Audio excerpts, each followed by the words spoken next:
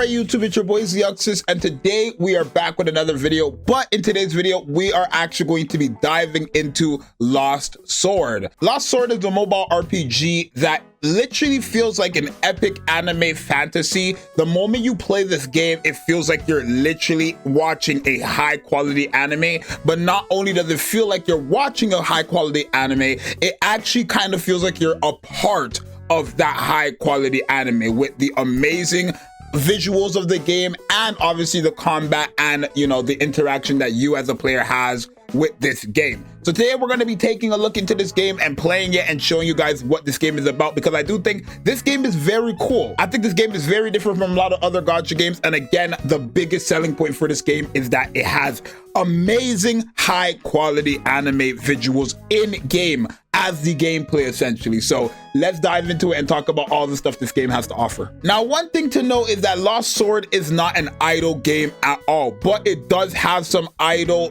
features. It has some AFK elements in the game, such as the story progression. You can actually grind the story in the background while you're doing everything else. You can build up your characters and freaking do the story. You can go ahead and summon on a banner and still be doing the story in the background, right? They have a system that is auto, where your characters are essentially playing in the background doing the regular story adventure missions.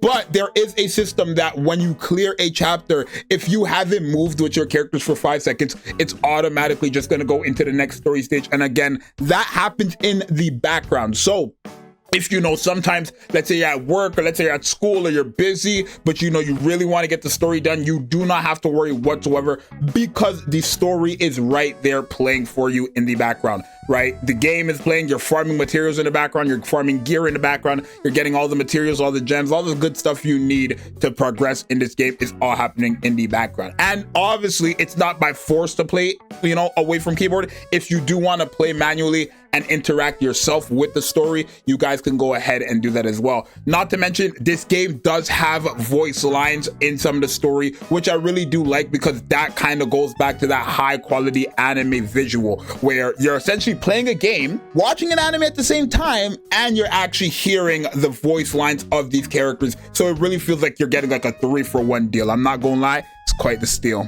Now, when you open up the game, you are loaded into this fantastic tavern where you are introduced with these very nice looking characters, being Elizabeth, Morgana, and also the bunny girl Bedaviri. These characters are here to kind of help you throughout the game. They can help you tell you where you got to go and stuff like that. Not only that, you can interact with them. All you got to do is click on them and you can have a full interaction with them. So if you do want that, by all means, you can go ahead and do that with them. Now, not only do you have those 3 characters, but you actually do have a boatload of different characters that you can summon for and play with. I think the character designs in this game are phenomenal. This game also does have skins, so for a lot of you guys who like them cool looking skins, this might be the game for you, because I do think these skins are really, really nice. Not to mention, the character designs overall are a bit unique. Like, I've seen a character that is like 2 of them, right? Like a little master and a queen or something like that. It's very nice. It's really, really cool. I really like this game so far. I've played it and I'm liking it. I'm liking it a lot. I think it has a lot of cool aspects in the game. And I think this is really something that's like a really good game to just play on the side, or even as my main game if I'm like really just not doing anything and I know I can just boot up this game, have my materials grinding up for me, and again, literally just playing at the same time. And whatever I want to do, I can do it in this game essentially.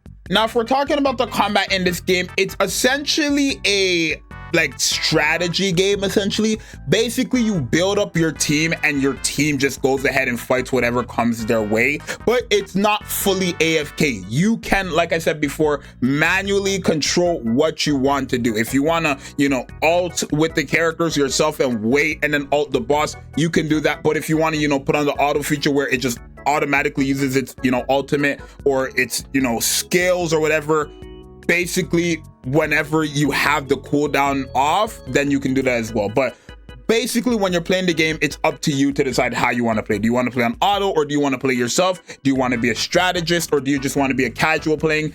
The game has a lot of different options for a lot of different people, and I personally do love that, because there are some times where I don't want to have to freaking sit down there and strategize, right? But at the same time, there are times where I do want to do that as well. So having both options available to me are very, very good. Here is some gameplay of what the game actually looks like if you guys want to have, you know, a quick sneak peek yourself before downloading and trying it out yourself.